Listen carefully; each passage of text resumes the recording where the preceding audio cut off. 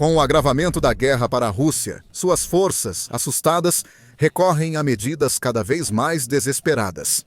Recentemente, eles retiraram canhões de seus próprios tanques. Isso pode parecer uma das atitudes mais ridículas de um exército, e de certa forma é. Mas isso também mostra como a guerra evoluiu e como o lado russo, em especial, precisou fazer grandes mudanças para seguir lutando. A Rússia sempre foi uma das principais nações produtoras de tanques do mundo, mesmo nos tempos da União Soviética. Ela investiu forte no design e desenvolvimento de tanques, criando vários modelos e buscando novas formas de ampliar o poder e resistência dessas máquinas. Quando a guerra com a Ucrânia começou, a Rússia tinha milhares de tanques à disposição. Isso incluía seus modelos mais recentes e avançados, como o T-90M, além de uma enorme quantidade de tanques mais antigos da era soviética que haviam sido armazenados em instalações por todo o país.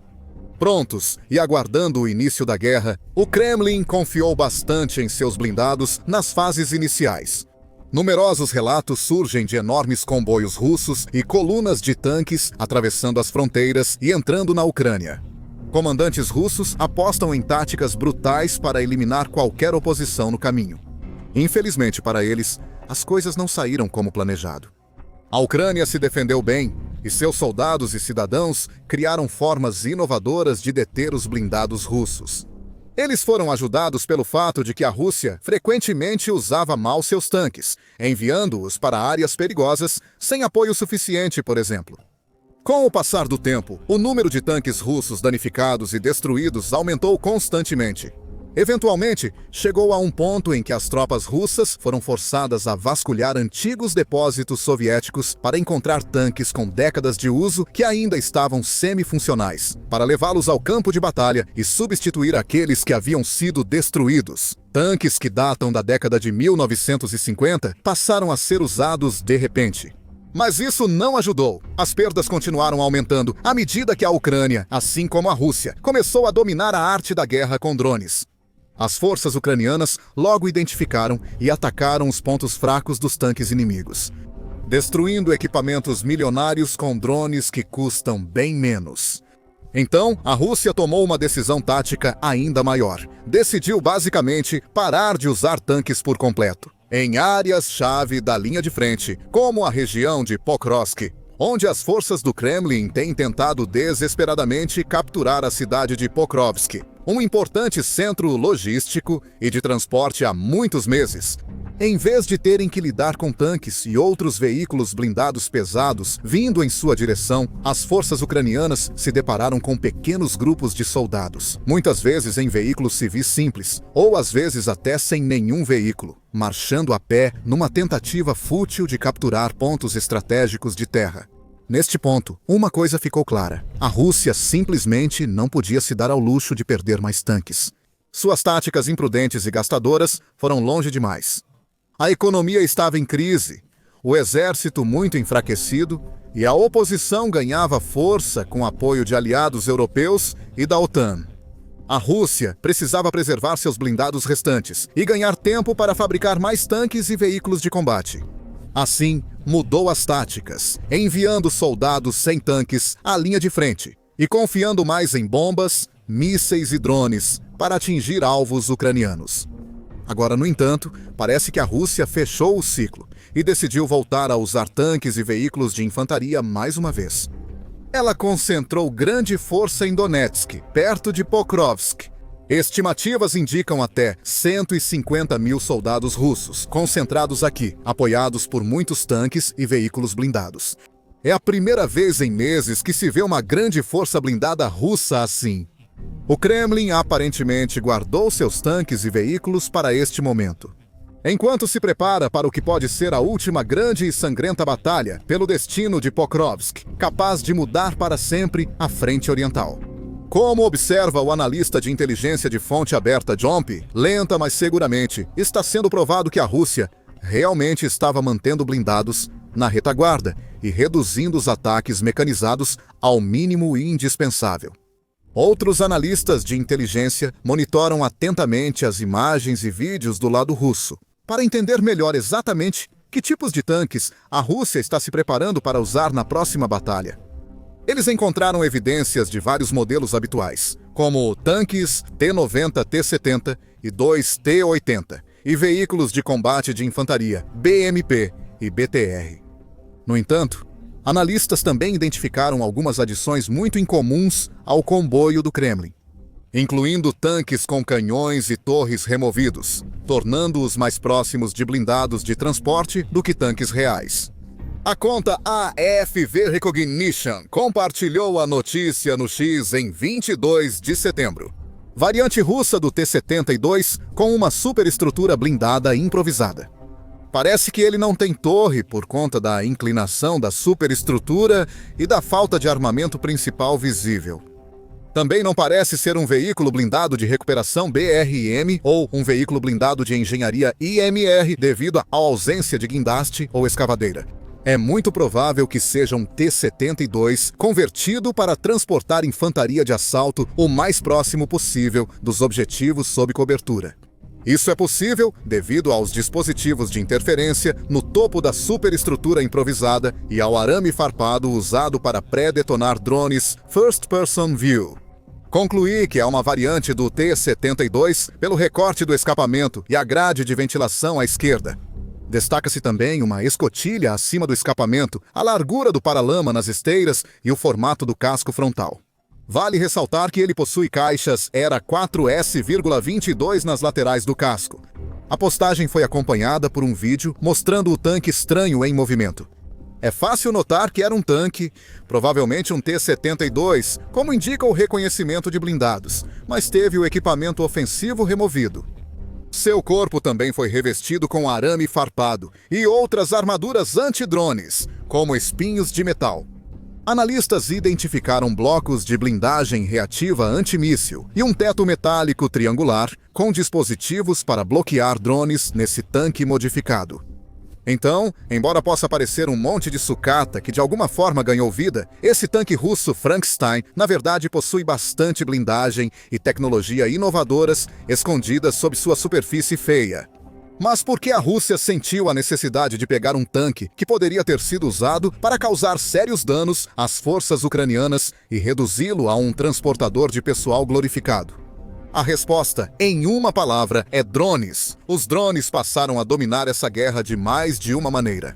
A Rússia usa quase diariamente para bombardear a Ucrânia, lançando centenas de drones em uma noite contra alvos em todo o país, inclusive Kiev. Seus drones matam e ferem civis regularmente, além de danificar prédios e infraestruturas vitais, incluindo residências, hospitais, escolas e assim por diante. A Ucrânia está ficando mais habilidosa no uso de drones contra a Rússia. Diversos incidentes relatam drones ucranianos destruindo aeronaves, radares, defesas aéreas, refinarias, fábricas militares e outros alvos, em territórios ocupados e fora da fronteira. Na própria Rússia, a Ucrânia também sabe muito bem como usar drones para destruir tanques russos e veículos blindados. Novamente, drones kamikaze atingiram pontos fracos de veículos BMP russos e antigos tanques soviéticos, eliminando-os em segundos. A Rússia sabe disso e entende que seus blindados estão sempre em grande risco, principalmente nas linhas de frente. A qualquer instante, o som de drones pode surgir acima e comboios inteiros serem destruídos por um ataque de drones bem coordenado. A Rússia já perdeu mais de 22 mil veículos blindados e outros equipamentos militares pesados, sendo que a maioria, cerca de 65% segundo estimativas de especialistas, foi destruída por drones. O Kremlin não pode mais suportar perdas tão insustentáveis. Ao mesmo tempo, também entende que precisa usar seus blindados se quiser finalmente conseguir um avanço genuíno e impactante em lugares como Pokros, para avançar e conquistar o território de que necessita. A única resposta, portanto, é encontrar maneiras de tornar seus veículos blindados muito mais resistentes a ataques de drones. Por isso, tanques como este são tão modificados que ficam quase irreconhecíveis e recebem diversos acessórios e tecnologias anti-drone. Tanques como este já não são realmente tanques. São basicamente veículos blindados de transporte de pessoal. Projetado com um único objetivo em mente, sobrevivência, este T-72 não vai causar dano no campo de batalha. Em vez disso, sua função é clara: manter as tropas dentro em segurança pelo tempo que for necessário até chegar à linha de frente. Assim, eles podem sair e atacar.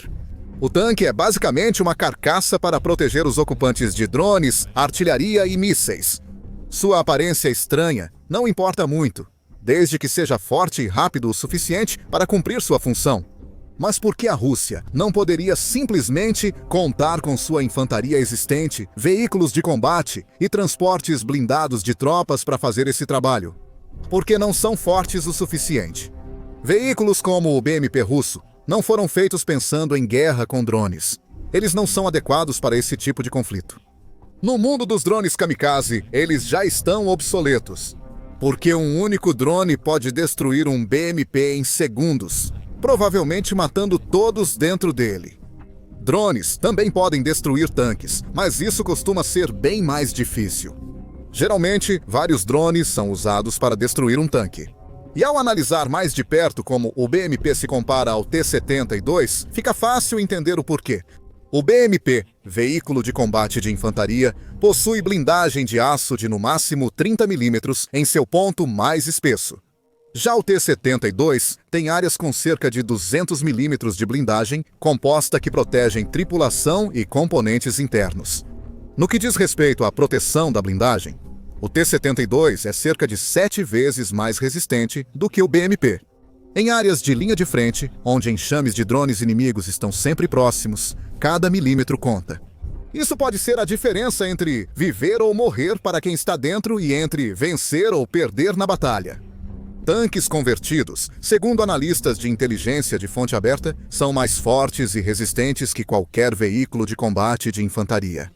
Eles têm uma chance melhor de resistir a impactos diretos de drones, especialmente quando estão equipados com várias camadas adicionais de proteção, como arames farpados, espetos e assim por diante. Outro motivo pelo qual os russos podem ter decidido converter um T-72 em um veículo de combate de infantaria é porque o T-72 é infame no mundo militar por uma falha de design gigantesca.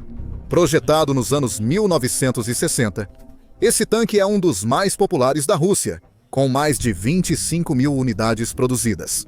Ele tem muitos pontos fortes, como seu motor diesel V12. Isso permite que ele atinja velocidades máximas próximas a 80 km por hora e percorra 480 km com um tanque cheio de combustível. No entanto, ele também tem um grande problema relacionado ao seu carregador automático. No papel, o carregador automático pode parecer uma adição útil para este tanque, já que elimina a necessidade de carregamento manual do canhão principal. Isso significa que a tripulação só precisa ser composta por 3 pessoas, um comandante, um atirador e um motorista, sem necessidade de um carregador. Carregadores automáticos permitem recargas mais rápidas que as manuais, ajudando o T-72 a disparar com mínimo atraso entre tiros. Infelizmente, os projetistas soviéticos que criaram esse tanque decidiram colocar o armazenamento de munição do tanque bem ao lado do carregador automático, logo abaixo da torre do tanque. Isso transforma os T-72 em grandes barris de pólvora. E um ataque bem direcionado de drone ou míssil na torre pode ser suficiente para fazer o tanque inteiro explodir em chamas. Quem está a bordo quando isso ocorre tem quase nenhuma chance de sobreviver. Por isso, as forças armadas russas têm se esforçado ao máximo durante a guerra para encontrar maneiras de tornar seus T-72 mais resistentes. Eles instalaram grades e blindagem, tipo casco de tartaruga nos tanques para mais proteção. Esse novo método de remover o canhão e a torre do tanque é mais um passo para tornar o T-72 menos vulnerável a ataques precisos de drones ou foguetes. Sem torre e canhão, o T-72 deve ficar bem mais leve que antes. Isso pode torná-lo mais manobrável no campo de batalha ou até permitir velocidades maiores que antes. Isso também compensa o peso extra dos espinhos de metal e das placas de blindagem reativa no chassi do tanque. Apesar de alguns pontos positivos, esse T-72 sem canhão ainda tem falhas. Mesmo sem a torre, o casco de um T-72 pesa cerca de 27 toneladas, bem mais que o BMP-3, com apenas 18 toneladas. Tanques como esse nunca serão tão ágeis quanto verdadeiros veículos de combate de infantaria. Então, mesmo que possam suportar mais impactos, terão muito mais dificuldade para evitá-los, ou sair de zonas de combate para áreas mais seguras. Particularmente em terrenos difíceis ou irregulares, a diferença entre tanques e veículos de combate de infantaria costuma ser clara, com os melhores VCIs e transportes de pessoal conseguindo lidar com terrenos acidentados ou corredores apertados com relativa facilidade, enquanto tanques desajeitados e pesados frequentemente ficam presos ou são drasticamente desacelerados. Os BMPs e veículos de combate de infantaria similares também transportam tropas e têm recursos que facilitam isso. Muitos têm escotilhas traseiras que permitem entrada e saída rápida e segura das tropas. Os tanques não são iguais, especialmente os russos, conhecidos por serem desconfortáveis e difíceis para suas tripulações. Entrar e sair de um T-72 não é fácil, mesmo nas melhores condições.